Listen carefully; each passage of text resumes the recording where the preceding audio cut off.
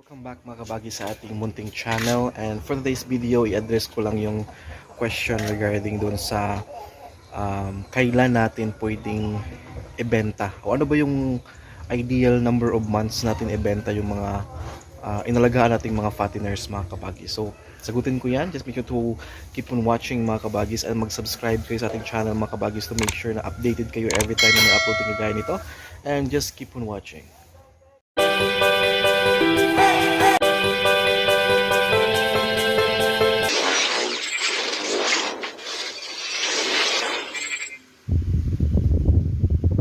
Right mga kabagis, nagpakain tayo ngayon, pananghalian nila, at gusto ko lang din sagutin yung tanong no, kung ano daw yung dapat or ideal na gulang ng ating mga baboy na fatteners ibenta natin, no? Normally kung yung say ideal kasi mga kabagis, depende talaga yan sa kung saan nyo kayang pakainin yung mga baboy ninyo. And kung sabihin nating standard, ang normal talaga ng bintahan ng baboy is 4 months. Yan, may iba nga mag-aabot ng 5 months. Pero ngayon sa bagong technology natin, most especially sa mga feeds na kumbaga mahal na yung mga feeds natin dahil na may mga bagong kaalaman na naihalo dyan sa mga feeds na yan. Kaya in a span of 3 months or 3.5 months, pwede nang ibenta yung mga baboy natin. And in a span of 3.5 months, possible po yung 80 to 90 kilos sa mga klaseng feeds. O kung ano yun, kung pure feeds yung pakain natin mga kabagis. So yun yung possible na mga kilo natin. However, doon sa mga iba naman na may setup na 4 to 5 months ang kanilang pagpapakain, normally kasi is umaga at hapon lang yung pakain natin yan. Yun talaga yung pagkakaalam ko, basta long term, umaga at hapon lang. Pero kung short term, umaga, tanghali at hapon yung pakain natin sa mga baboy natin. So yun, ito naman, itong mga fatteners ko, sa mga nagtatanong, ano daw, magti 3 months na to this September 11, and then yung bala ko naman na ibenta ito is katapusan ng October. Bali siya 4 months mahigit na siya. Siguro yung kalahati dito, and then yung kalahati dito is katapusan ng September, and then kalahati is katapusan ng October. So mag-experiment tayo mga kabagis upang ma-check natin kung saan tayo mas makakuha ng magandang profit, no? Pero ideally nga 4 months pwede na yang ibenta, or 3.5 months pwede na rin yang ibenta yung mga baboy natin.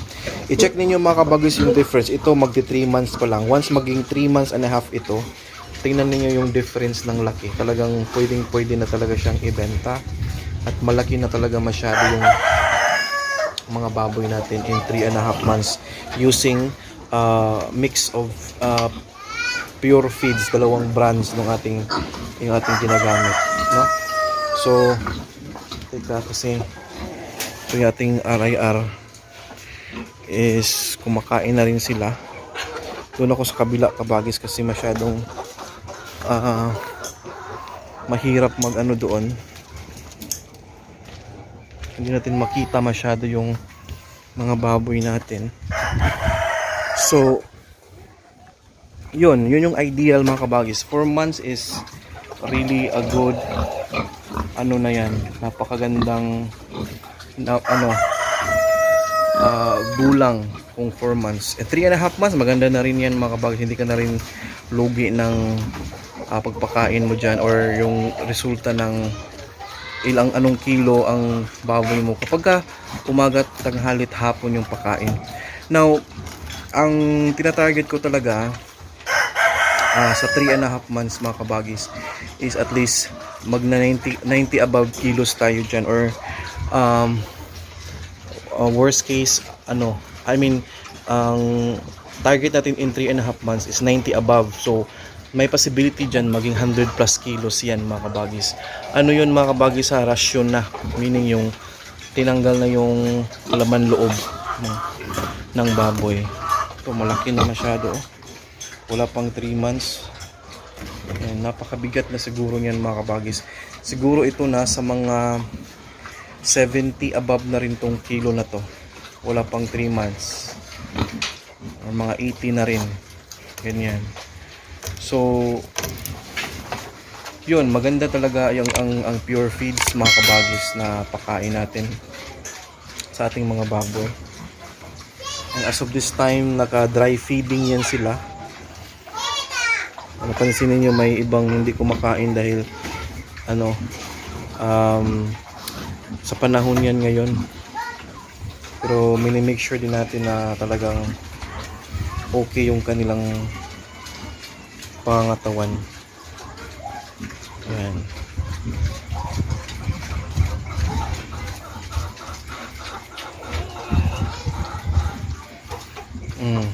Okay. So yun lang yung mga kabagis, no? Yun yung pinaka natin na sagot doon kung ilang months.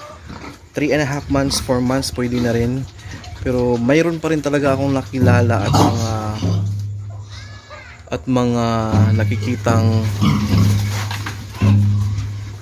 psst, ayaw kos, kwa ato kos, ayaw pabduk-duk, mahadlok sila.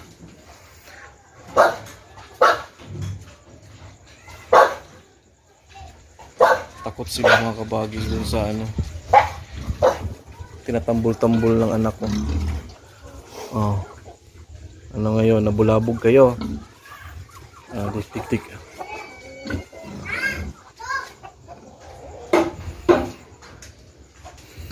So, sa mga nagtatanong about sa feeds mga kabagis, no, is a mix of feeds. Again, wala tayong problema kung walang Ultra Pack sa lugar ninyo. Yung mga Ultra Pack kasi minsan hindi available sa isang location. Ako nga rin may mga feeds na mayroon kayong availability dyan sa inyo pero wala sa amin. So the same din with Ultra Pack, mayroong mga area na available sa inyo pero hindi or walang available sa Cebu. So yun, maghanap lang kayo ng mga feeds na sabihin nating subok na maasahan, meaning mayroon ng resulta, then mag-mix kayo dyan. Again, kung kaya niyo namang i-afford yung isang feeds lang na mayroong presyo, no need for you to mix feeds actually mga kabagis. Pero kung nahirapan kayo kasi mahal masyado and then gusto ninyong makamura, then mag-mix kayo doon sa may feeds na hindi ganoon kamahal. I-mix niyo sa mga feeds na mas mahal yung presyo para dyan kayo makatipid mga kabagis. Kasi konting-konti lang talaga yung difference niyan pag ibenta na when it comes sa timbang at laki ng baboy. Kaya ako naka-idea dyan dahil tina-times ko rin yung number of sacks. For example, ang difference ng sako is 300, almost 400 yung difference. So ang laki na niyan. I-times mo yan sa 10 sako na maubos nila. So 4,000 din yung savings mo.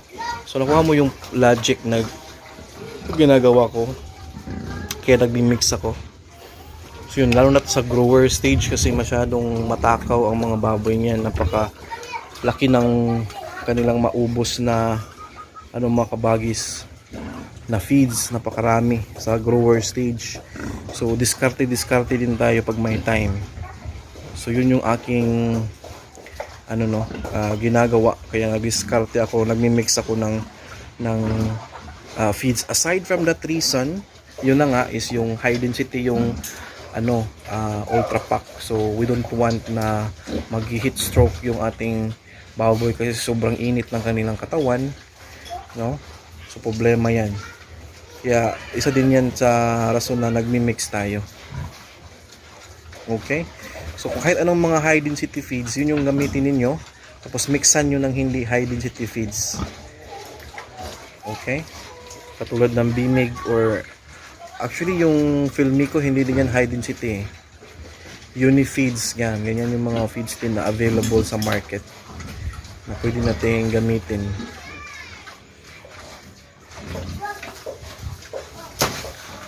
Yan. So So, I hope nasagot ko yung tanong mga bagos. No, ang ideal na number of months is 4. 4 months talaga yung ideal. And then, normally ngayon, 3.5 months, pwede na nating ibenta. Ang iba nga, nagbebenta ng baboy, 3 months pa lang. Or iba, 2.5 months. Talagang pwede na yan. Sa sayo na yan talaga. Discarte na natin yan mga kabagis. Kung sa tingin natin doon tayo makakuha ng mas malaki-laking profit din. Kayo na bahala sa diskarte kung ilang months ninyo pakainin, ilang months ninyo ibenta yung mga alaga ninyo. Alright, thank you so much mga kabagi.